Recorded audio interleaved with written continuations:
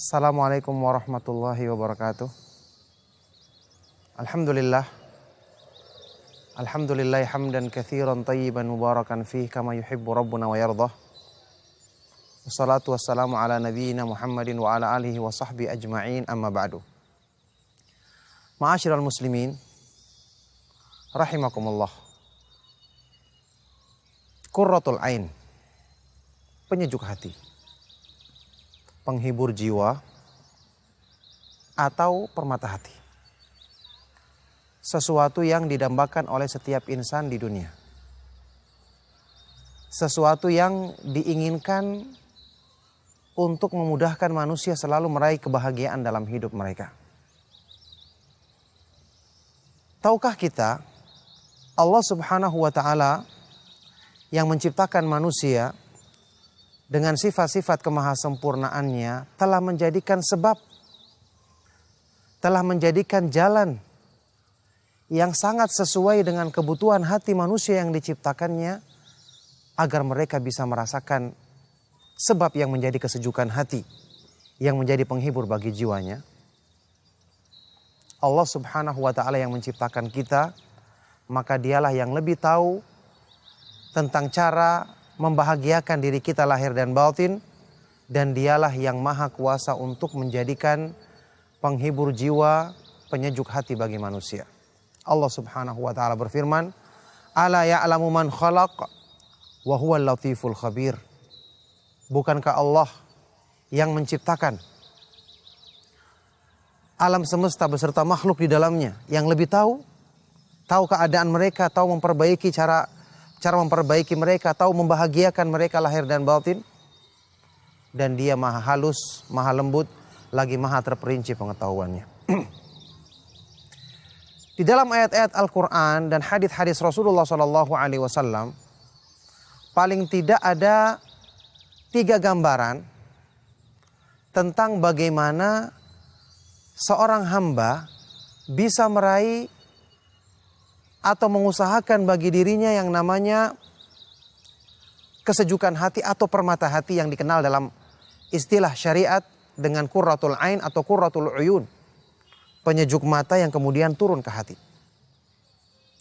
Yang pertama tentu saja kenikmatan tertinggi di akhirat nanti, yaitu kenikmatan sorga.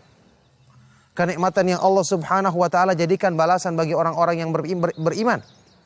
Allah Subhanahu wa ta'ala berfirman dalam surah As-Sajdah, "Fala ta'lamu nafsum ma ukhfiya lahum min qurrati a'yun jazaa'an bima kanu ya'malun." Tidak ada satu jiwa pun yang mengetahui apa yang Allah sediakan bagi mereka berupa kenikmatan yang menyejukkan matanya, menghibur hatinya, penyejuk bagi jiwanya sebagai balasan dari apa yang mereka kerjakan di dunia ini. Qurratul ain di sini tentu adalah puncak dari semua kebahagiaan, puncak dari semua keindahan yang akan dirasakan oleh penduduk sorga di akhirat nanti. Semoga Allah Subhanahu wa ta'ala mudahkan kita termasuk ke dalam golongan penghuni sorga dengan taufik dan karunia-Nya. Makanya penduduk sorga adalah orang yang paling sejuk hatinya sehingga terpancar pada wajah mereka, terpancar keindahannya pada penampilan fisik mereka. Allah Subhanahu wa ta'ala berfirman, "Ta'arifu fi wujuhihim nadratan na'im." Kamu akan melihat pada wajah-wajah mereka pancaran kenikmatan, kebahagiaan yang ada dalam hati mereka. Dalam ayat yang lain surat Al-Insan, Allah Subhanahu wa ta'ala berfirman, "Fawaqahumullahu syarra dzalikal yaumi wa laqahum nadratan wa surura." Maka Allah menjaga mereka dari keburukan pada hari kiamat. Menjaga mereka penghuni sorga, orang-orang yang beriman, dari keburukan pada hari kiamat. Dan Allah anugerahkan untuk diri mereka nadratan, kecerahan pada wajah, rasa bahagia yang terlihat pancarannya pada fisik, wasururo, dan kegembiraan dalam hati. Inilah qurratul ain yang tiada taranya. Dan untuk inilah orang-orang yang beriman, yang mengetahui, meyakini kenikmatan yang tiada bandingnya ini, berlomba-lomba untuk mendapatkan dan mengambil bagian yang besar dengan amal soleh di dunia untuk meraih kenikmatan tersebut. Hadirin sekalian rahimakumullah, jamaah kaum muslimin rahimakumullah. Yang kedua adalah qurratul ain yang merupakan sorga di dunia, penyejuk hati yang sekaligus merupakan sorga di dunia, yaitu kenikmatan iman, kenikmatan beribadah kepada Allah Subhanahu wa taala. Kenikmatan ketika berzikir, membaca Al-Qur'an dan melaksanakan ketaatan kepadanya, belajar agamanya, belajar tauhid, belajar iman. Inilah yang digambarkan, diisyaratkan oleh Rasulullah sallallahu alaihi wasallam ketika beliau menyebutkan tentang salat yang merupakan munajat seorang hamba dengan Rabb-nya. Rasulullah sallallahu alaihi wasallam bersabda dalam hadis sahih riwayat Imam Ahmad dan An-Nasa'i, wa ju'ilat qurratu aini fis shalah, dijadikan penyejuk hatiku ketika aku menunaikan salat, ketika bermunajat kepada Allah Subhanahu wa taala. Rasulullah sallallahu alaihi wasallam bersabda, "Idza qama ahadukum ila sholati fa innahu yunaji rabbahu, falyanzur ahadukum bima yunajih." Jika salah seorang dari kalian berdiri menunaikan salat, sungguh dia sedang bermunajat, bertemu dengan Allah, berkomunikasi dengan Allah. Maka hendaknya kita melihat, masing-masing diri kita melihat bagaimana sikap kita waktu bermunajat kepada Allah Subhanahu wa taala. Inilah hakikat kesejukan hati, permata hati yang sebenarnya. Penghibur jiwa yang sesungguhnya. Ibadah yang dilakukan dengan iman yang benar. Ibadah yang dilakukan dengan pengetahuan tentang keindahan nama-nama Allah dan kesempurnaan sifat-sifatnya. Inilah sebab yang menjadikan orang yang beriman di dunia telah merasakan sorga, yang dengan itu mereka akan termotivasi untuk meraih sorga di akhirat, karena gambarannya seperti yang ada di dunia. Ibnu Taimiyah rahimahullah ta'ala pernah mengungkapkan, inna fid dunya jannatan man lam yadkhulha la yadkhulul jannatal akhirah.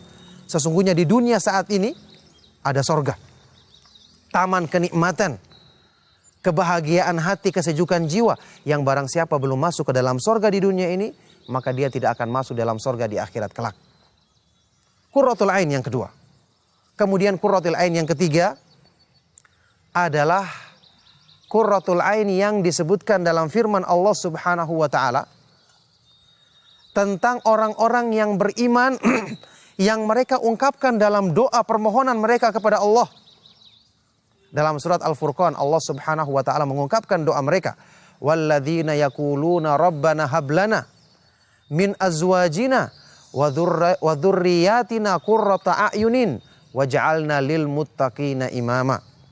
Ya Allah, anugerahkanlah kepada diri kami, pada diri istri-istri dan anggota keluarga kami, anak-anak keturunan kami, jadikanlah mereka sebagai qurratul ain, penyejuk hati kami, penghibur jiwa kami, dan jadikanlah kami sebagai panutan, imam bagi orang-orang yang bertakwa.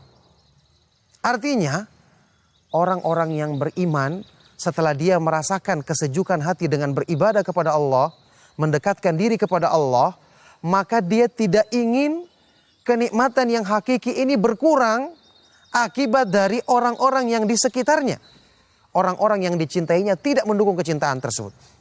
Makanya mereka berusaha untuk mengajak keluarganya, mengajak anak dan istrinya untuk ikut kepada Islam, untuk meyakini akidah yang benar, belajar tauhid, belajar keimanan, semangat menjalankan ketaatan kepada Allah. Dengan itu dia akan sejuk hatinya, tenang jiwanya melihat anak dan istrinya taat kepada Allah, melihat semua berlomba-lomba dalam kebaikan, yang dengan ini mereka akan semakin menyempurnakan kecintaan kepada Allah Subhanahu wa taala. Sebagaimana doa Rasulullah sallallahu alaihi wasallam dalam hadis yang sahih, Allahumma inni as'aluka hubbaka wa hubba man yuhibbuka wa hubba amalin yuqarribuni ila hubbik. Ya Allah, aku memohon kepadamu cinta kepadamu ya Allah. Cinta kepada orang-orang yang mencintaimu, dan cinta kepada semua amal yang mendekatkan diri kepada cinta kepadamu ya Allah. Inilah qurratul ain. Inilah yang kita minta. Inilah sebab yang menjadikan hati kita selalu sejuk, selalu dihiasi dengan hiasan keindahan. Rasulullah sallallahu alaihi wasallam mensifati iman yang sempurna sebagai zina dalam doa beliau, Allahumma zayyinna bizinatil iman. Ya Allah, hiasilah kami dengan hiasan keimanan, keimanan yang menjadi permata. Di dalam doa yang lain beliau mengungkapkan, wa as'aluka na'iman la yanfadu wa qurrata ainin la tanqati.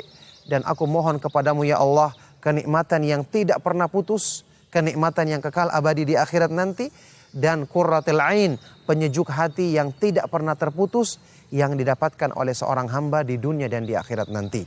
Semoga Allah subhanahu wa ta'ala memudahkan kita untuk selalu mendapatkan sebab-sebab yang memperbaiki diri kita, menjadikan sempurna kebahagiaan kita, menjadikan jiwa kita selalu tenang, bahagia dalam kehidupan di dunia, untuk kita akan mendapatkan kebahagiaan yang lebih sempurna lagi di sisi Allah subhanahu wa ta'ala dengan taufik dan karunia-Nya. Demikianlah, sallallahu wasallam wa barak ala nabiyina Muhammad wa ala alihi wa sahbihi ajma'in. Subhanakallahumma wa bihamdika asyhadu an la ilaha illa anta astaghfiruka wa atubu ilaik. Wassalamualaikum warahmatullahi wabarakatuh.